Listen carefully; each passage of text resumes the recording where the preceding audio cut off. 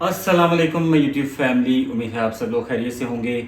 आज का जो मेरा व्लॉग है ये है कुछ ऐसी इन्फॉर्मेशन के हवाले से जो कि आप लोगों को बहुत ज़्यादा आजकल जिसके बारे में आप लोग परेशान हैं। कुछ ऐसे एग्ज़ाम्स जो कि अपकमिंग शेड्यूल में आने वाले हैं और कुछ ऐसी चीज़ें जो कि पीपीएससी अब अपने प्रोग्राम्स में चेंज करने जा रहा है।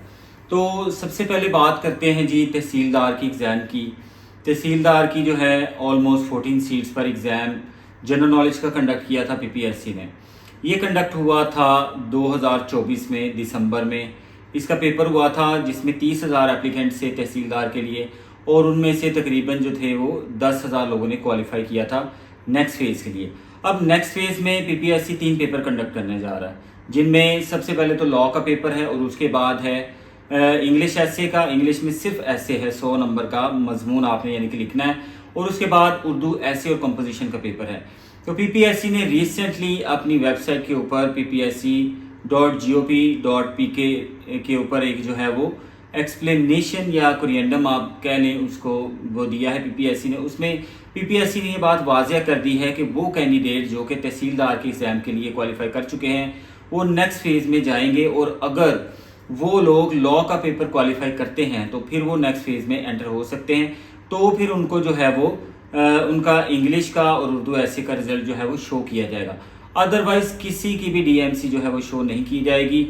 उन कैंडिडेट्स की तो वैसे भी शो नहीं होगी जो कि कामयाब हो चुके होंगे और इंटरव्यू की तैयारी करेंगे, इंटरव्यू के लिए जाएंगे, और उन कैंडिडेट की भी डीएमसी जो है वो शो नहीं होगी जो कि क्या उसे कहते हैं कि पीपीएससी में लॉ का पेपर क्वालिफाई नहीं कर सकेंगे। अच्छा, लॉ के पेपर के हवाले से बात करें तो लॉ के पेपर में पीपीएससी कौन कौन से जो है वो एक्ट्स जो है वो पूछेगा आपसे तहसीलदार के एग्ज़ाम के लिए। तो उनमें सबसे पहले जो है वो पंजाब लैंड रेवेन्यू एक्ट जो है वो है 1967 का, और उसके बाद टेनेंसी एक्ट है 1884 का।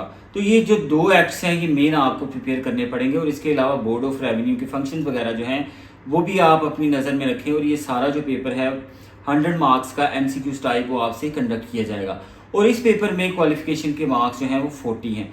ओवरऑल आपको लॉ और दो जो ऐसे के पेपर्स हैं उर्दू और इंग्लिश, ऐसे का पेपर उर्दू में ऐसे और कंपोजिशन इकट्ठे हैं, तो आपको इन तीनों पेपर्स में से 50% मार्क्स कम से कम लेने हैं ताकि आप नेक्स्ट फेज़ के लिए जा सकें।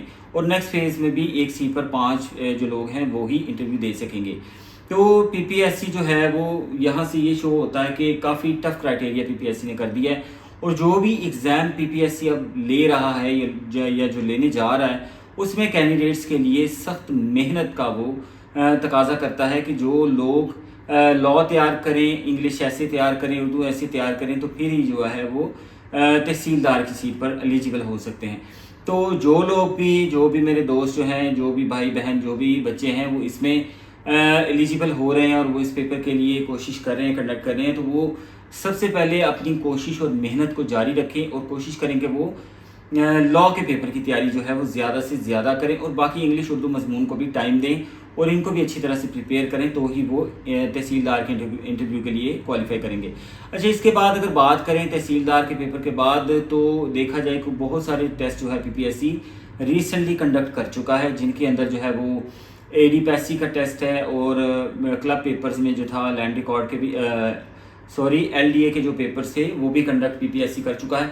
तो इन सब के जो रिजल्ट्स हैं वो अभी आने वाले हैं। वो रिसेंटली आई थिंक तकरीबन 2 वीक्स के अंदर अंदर ये सारे रिजल्ट्स भी आ जाएंगे।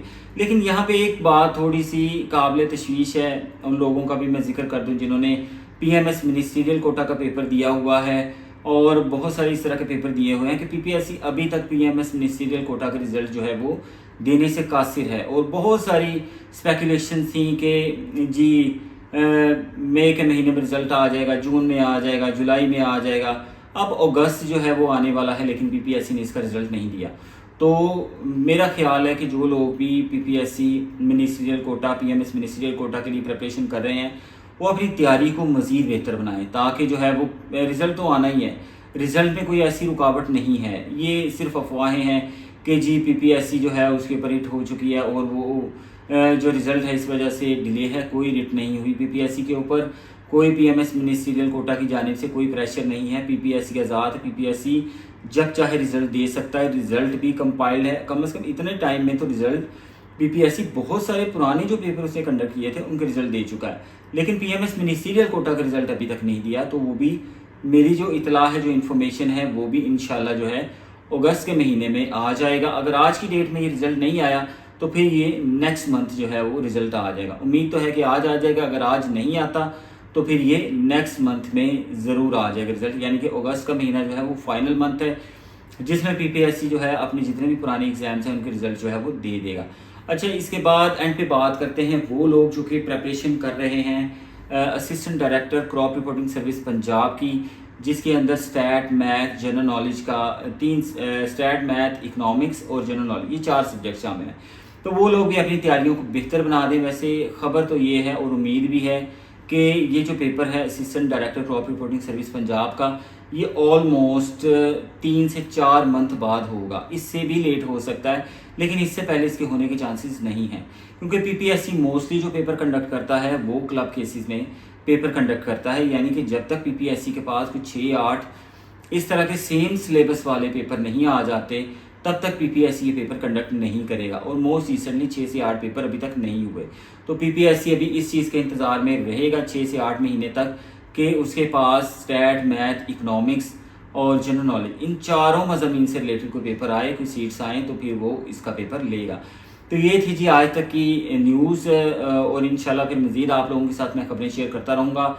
इजाज़त दीजिए और काइंडली मेरे चैनल को सब्सक्राइब ज़रूर कीजिए और अपने दोस्तों के साथ भी शेयर कीजिएगा। अल्लाह हाफिज़, अस्सलाम वालेकुम।